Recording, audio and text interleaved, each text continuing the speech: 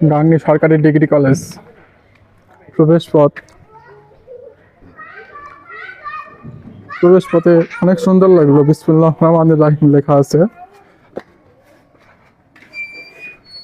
College campus, অনেক বড় একটা কলেজ ক্যাম্পাস, খেলার মাঠ আছে। ফিল্ডটি সংরক্ষণের জন্য মাটি তোলা হয়েছে, যেহেতু বর্ষাকালে পানি জমে ফিল্ডে, ছেলেমেয়েরা ভালো করে খেলা খেলতে পারে না। প্রশাসনিক ভবন, 1983 সালে কলেজটি স্থাপিত হয়। কলেজটি গাংনী হসপিটাল বাজারে অবস্থিত। হসপিটাল বাজার থেকে 1 কিলোমিটার দূরেই অবস্থিত গাংনী সরকারি ডিগ্রি কলেজ।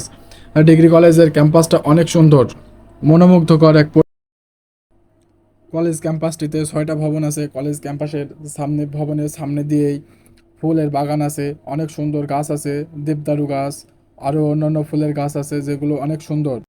কলেজটি জাতীয়করণ হয় 2016 সালে।